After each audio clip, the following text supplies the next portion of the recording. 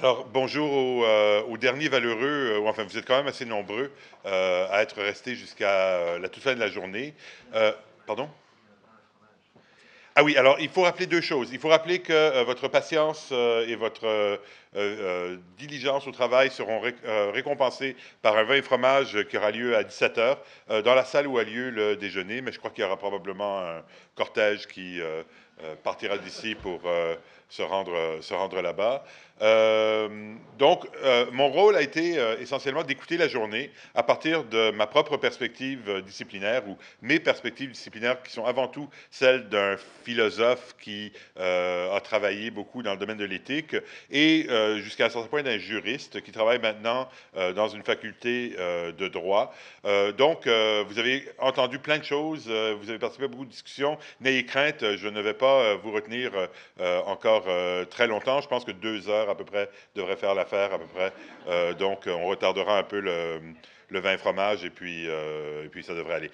Donc, je vais simplement, disons, encore une fois, à partir d'une perspective qui est très subjective, qui est celle d'une personne qui a les compétences et l'expertise que j'ai, vous dire un peu ce que j'ai entendu. Alors, d'un point de vue philosophique, pour moi, le chantier qui me semble en être un qui n'a peut-être pas été suffisamment occupé par les philosophes disons, notre époque, qui est celle d'une époque où la vie privée, si elle doit exister, va exister différemment qu'elle l'a fait à une autre époque, c'est justement de réfléchir un peu à la question de la vie privée et de ce que nous voulons, en fait, de cette vie privée et comment nous pouvons protéger ce que nous voulons dans une ère où, presque fatalement, nous allons être beaucoup plus exposés les uns aux autres que nous l'étions. Alors, je vais partir d'une petite remarque linguistique qui vaut ce qu'elle vaut. Hein. Il faut faire attention des arguments qui partent d'un argument linguistique. Il y a une dizaine d'analogies entre l'anglais et le français sur la notion de vie privée. En anglais, on parle de privacy. Hein? On va parler de private life et de privacy. Hein? Ce qui fait penser que private life, c'est un terme, disons, descriptif. Hein? Ma vie privée, c'est ma vie privée, c'est ce que je n'expose pas aux autres. Alors que privacy, c'est quelque chose comme une valeur. Hein? Si on regarde un peu comment sonne le mot privacy, c'est une valeur. Plutôt que simplement quelque chose de descriptif. En français, je sais qu'il y a parfois l'utilisation, disons, de barbarisme comme privacy, qu'on va entendre parfois pour donner l'équivalent du mot privacy en anglais, mais on va parler de la vie privée. Je crois qu'il y a quelque chose, disons, il y a une intelligence ici de la langue française qui est que je crois que le mot privacy, en fait, en anglais, n'est pas tant une valeur qu'un terme qui est sous-tendu par un ensemble de valeurs que nous devons maintenant déterrer plus que nous le faisons. Nous avions à une certaine époque, je crois, la capacité de tirer un rideau sur nous-mêmes d'une manière qui cachait à peu près tout ce que nous voulions cacher du regard des intrus. Ce jour est révolu parce que, on l'avait vu, il y a une des statistiques qui m'a frappé. J'espère que j'ai laissé mes notes parce que je ne voulais pas lire à partir de notes. Il y a une statistique qui m'a frappé dans la présentation qui a été faite par la personne qui a parlé de l'application contre l'intimidation, hein, qui disait que 90% des jeunes, alors je ne sais plus si c'était en secondaire 4 ou en secondaire 5, 90% des jeunes avaient un téléphone intelligent. Je sais que mes jeunes ont un téléphone intelligent et pour chaque enfant qu'on a eu, le moment auquel il ou elle a eu un téléphone intelligent a baissé. Donc, je pense que ma fille aînée l'a eu à 15-16 ans et avec ma fille cadette qui a maintenant 12 ans, je pense qu'on a plus ou moins cédé devant ses exigences à 10 ans. Elle avait déjà son téléphone intelligent. Ces enfants-là vivent dans un monde où la vie privée n'est pas ce qu'elle était lorsque j'avais leur âge. Non seulement le fait d'avoir un de ces trucs dans la poche rend la vie privée impossible, on a parfois l'impression qu'ils ne la désirent pas autant que nous ne la désirions. Hein, qu'il y a des choses qu'ils sont prêts à mettre sur Internet, parfois à leur insu. Hein, il faut leur apprendre des fois que rien n'est privé sur Internet, même quand ils ont l'intention que ça le soit. Hein. Mais d'un autre côté, bon, pensons à quelque chose comme Instagram ou Snapchat, où chaque enfant fait une sorte de blog en continu de sa vie. Qu'est-ce que j'ai mangé, avec qui est-ce que j'ai pris un café, quelles chaussures est-ce que j'ai portées aujourd'hui, etc., etc. Donc, je crois que, bon, plutôt que de dire qu'il s'agit là d'une perte civilisationnelle, à mon sens, c'est un phénomène, la présence constante que nous avons sur Internet qui nous pousse à nous demander qu'est-ce que nous voulons au juste protéger par la vie privée. Ce n'est pas, je crois, et ce le sera encore moins pour les générations qui viendront, donc ce qu'on appelle les digital natives, ceux qui seront nés avec un téléphone intelligent dans la poche et Internet à portée de la main à peu près partout. Qu'est-ce que nous voulons Qu'est-ce que nous voulons préserver au juste par la vie privée? Et pour rebondir sur quelque chose, I'm going to say it in English because it's something that reflects what Lisa said earlier. What do we think that even as our children abandon the kind of fixation that we may have had towards privacy, what do we think that they still ought to have? What are the values that we think they still ought to affirm, even as they relinquish this desire for more privacy? Alors, j'ai pas vraiment de réponse à cette question. À mon sens, et c'est quelque chose qui a été particulièrement évident dans les présentations de cet après-midi, les applications mobiles en santé, tout en faisant de sorte que nous sommes moins capables, disons, de protéger certaines données sur notre santé que nous l'étions autrefois, va ouvrir certaines possibilités qui sont remarquables et qu'il nous faut saisir. Je crois qu'il ne s'agit pas là de dire que parce que certains flux d'informations sont plus difficiles à contrôler que d'autres, nous devrions jeter le bébé avec l'eau du bain. Il faut tenter de préserver le bébé avec l'eau du bain, mais encore faut-il savoir ce qui est bébé et ce qui est eau du bain. Et ça, je pense que nous avons encore un peu de mal à l'identifier. Alors, la première question, donc, disons, qui pour moi est un chantier de recherche pour nous autres philosophes, éthiciens, juristes jusqu'à un certain point, c'est quelle information faut-il que nous gardions jalousement? Quels sont les flux d'informations qui sont vraiment les plus importants? Quand on retourne dans l'histoire de la philosophie sur les gens qui ont pensé à la vie privée dans un monde technologique qui était complètement différent du nôtre, je pense à quelqu'un comme Hannah Arendt et même des penseurs avant elle, bon, disons, la valeur fondamentale qu'on identifiait, c'est le fait que le regard des autres, hein, le regard constant des autres, de vivre constamment en public, est quelque chose qui, au fond, nous prive de la capacité que nous avons de nous définir par nous-mêmes, de définir qui nous allons être, ce qui exige une sorte de repli dans une vie privée. Nous jouons tous un peu un rôle dans la sphère publique. Hein, nous nous présentons aux autres comme ils voudraient que nous nous présentions à eux. Hein, et ce qui rend en quelque sorte l'autodétermination difficile. Il nous faut pouvoir nous replier dans une sphère privée pour pouvoir réfléchir à cela. Cela peut sembler très abstrait, mais je pense que ça a une incidence tout à fait directe dans le monde de la santé. Il y a beaucoup d'études qui démontrent que la relation entre les professionnels de la santé et les patients, pour utiliser un terme que j'utilise entre guillemets parce qu'on l'utilise toujours un peu, quoiqu'on devrait passer probablement à autre chose, est un regard dans lequel, est une relation asymétrique où le patient se voit beaucoup dans les yeux de son professionnel de la santé, de son médecin.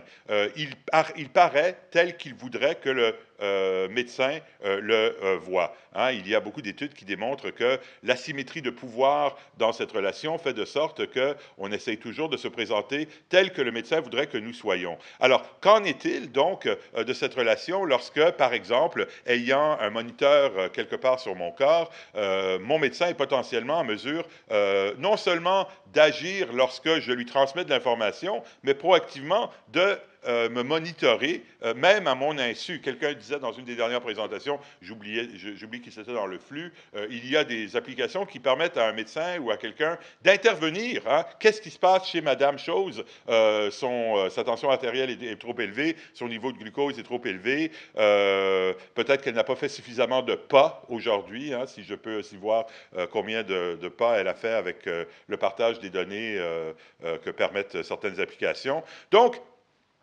il y a certainement quelque chose que nous voulons protéger.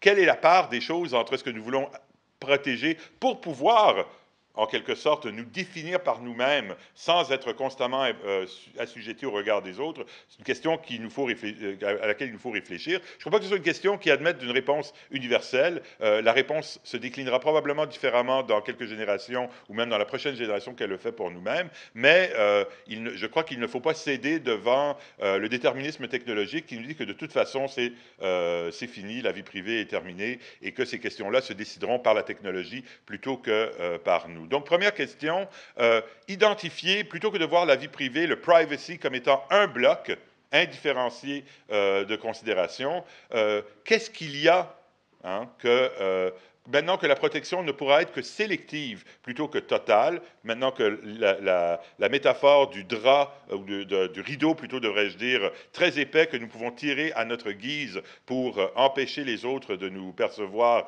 est maintenant, je crois, chose du passé. Quelles sont les choses dans cette transparence sélective que nous voulons préserver? Donc, nous devons être, je crois, beaucoup plus réflexifs que nous l'avons été sur cette question. Deuxième point sur lequel je voudrais, nous imposer une réflexion, je pense que ça a été mentionné à plusieurs reprises, notamment dans la présentation de Catherine Régis. Il y a une réflexion relativement avancée, et au Québec, ici, nous avons été pionniers dans ce domaine, sur ce qu'on appelle parfois la cyberjustice. Donc, l'utilisation de plateformes digitales, l'utilisation de technologies telles que celles dont nous parlons aujourd'hui dans le domaine de l'administration du droit.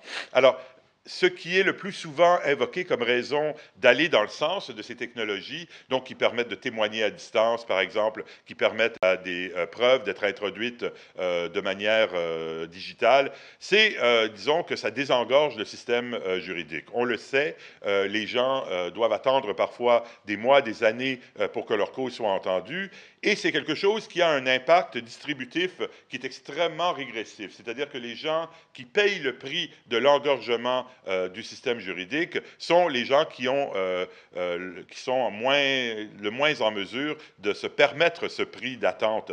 Hein? Si vous êtes dans une action contre une corporation transnationale, elle peut se permettre d'attendre des mois, des années pour que la cause que vous avez contre elle soit entendue. C'est peut-être moins facile pour un individu lambda qui n'a pas les moyens de cette attente. Donc, l'apparition de plateformes digitales est vue comme une manière de désengorger le système juridique. Une question que nous devons nous poser, c'est qu'est-ce qui... l'avantage que je viens de nommer est un avantage absolument énorme et un avantage qui a un effet distributif, donc extrêmement important. Par contre, une question que nous pouvons nous poser est celle de savoir si dans l'administration de la justice, qui jusqu'à maintenant s'est faite à travers l'histoire de l'humanité de manière toujours incarnée et physiquement présente, s'il y a des coûts associés à ce qui est en partie une sorte de délocalisation ou une dématérialisation du rapport juridique. Quelqu'un me soufflait à l'oreille, je ne sais pas si ça faisait partie de ce qui a été dit publiquement, mais je crois qu'un de nos deux conférenciers juristes disait ce matin que un des domaines dans lesquels, en droit, on a énormément employé les plateformes digitales est celle du témoignage, par exemple, de candidats pour statut de réfugié ou demandeurs d'asile. Et que, depuis qu'on utilise ces médias, il y a une baisse considérable dans le nombre de demandes qui sont admises. Alors, on peut interpréter, c'est un fait brut, que certains interpréteront de manière positive. Moi, j'ai plutôt tendance à l'interpréter de manière négative. Et il y a une phrase que j'ai entendue aujourd'hui qui m'a frappé, c'est qu'évidemment, quand on regarde quelqu'un sur un écran, on ne sent pas la pauvreté. Littéralement, il y a quelque chose des circonstances de l'autre être humain qui est, en quelque sorte, absent lorsqu'on ne voit une personne que sur un écran.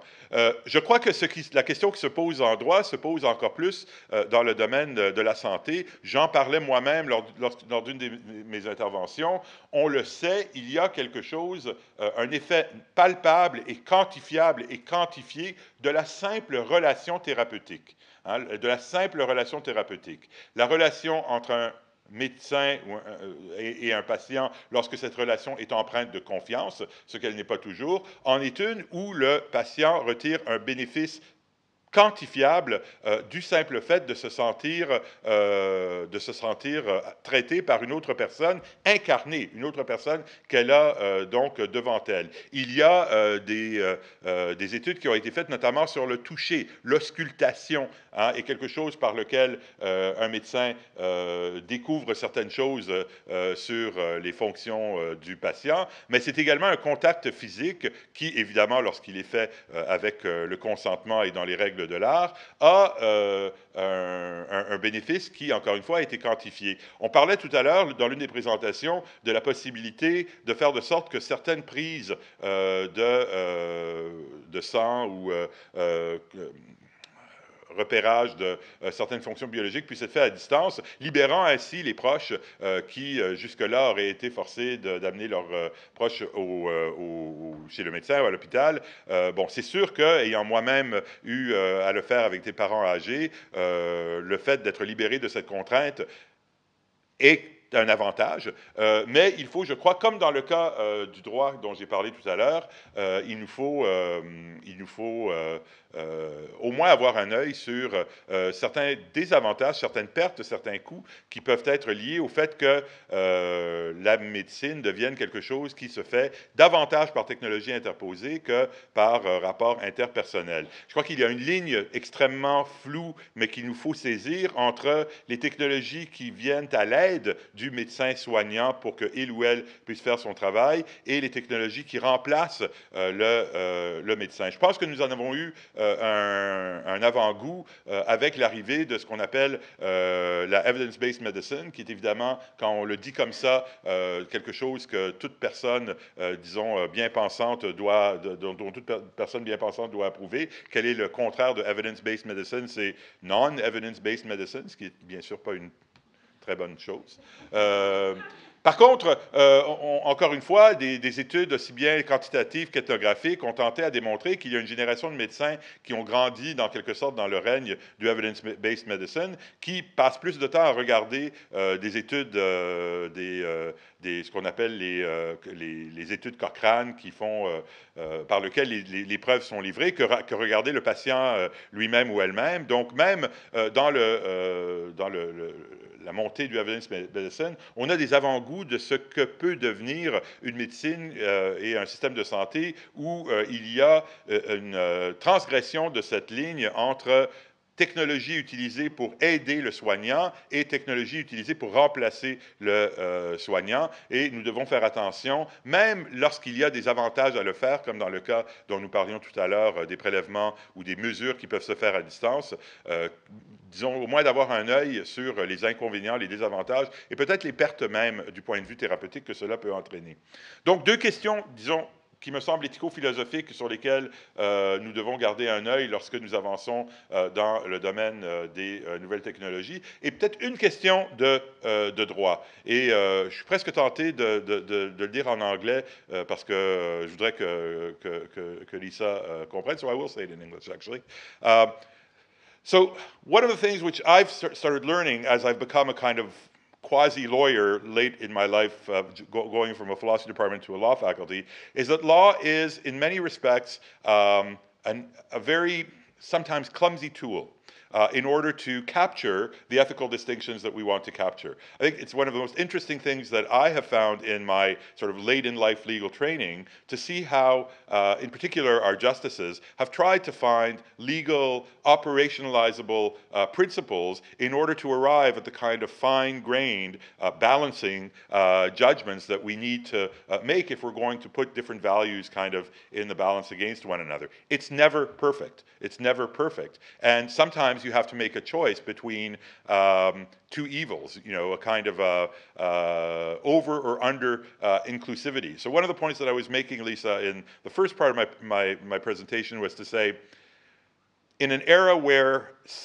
total privacy has become impossible and, you know, arguably undesirable, what are the values that underlie this sort of very broad concept of privacy that we want to preserve, even as we move forward in trying to realize the values that this kind of openness and transparency allows us? And so the question that I ask myself as a novice lawyer is, can we arrive at a fine-grained enough set of legal tools in order to capture those fine-grained distinctions? Protection of privacy is always a lot easier when privacy is just a sort of one-block kind of thing. You draw the curtain, no information flows. But when you have to make distinctions between, as to use Helen's terminology, appropriate and inappropriate ways of sort of having information flow, can we do that? Right? Do we have the tools to do that? I don't know the answer to that question. It's obviously something that we need to work on, but I think we always have to proceed with a healthy dose.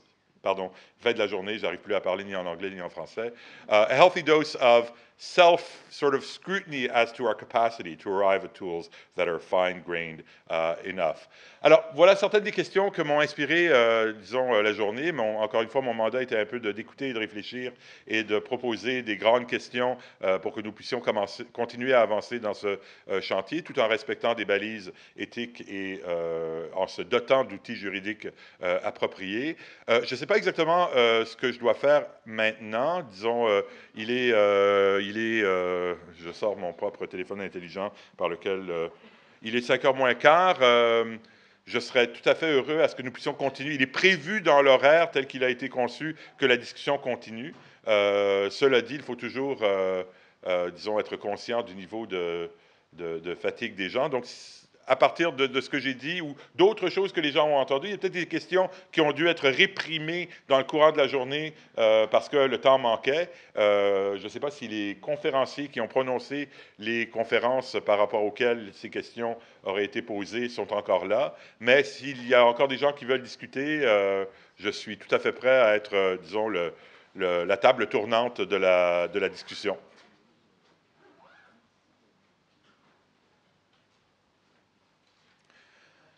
Il faut toujours savoir dans la vie, feel the mood of the room. Tu sais, et je crois que nous avons une discussion tout à fait riche et passionnante au terme du panel. Et donc, je crois que nous pouvons probablement nous arrêter après une journée qui a été très riche, très pleine. Je ne sais pas s'il y a des autres organisateurs veut dire un mot. Je crois qu'il nous faut remercier, en tout cas, toute l'équipe qui a travaillé si fort à ce que ce colloque soit un succès. Bon.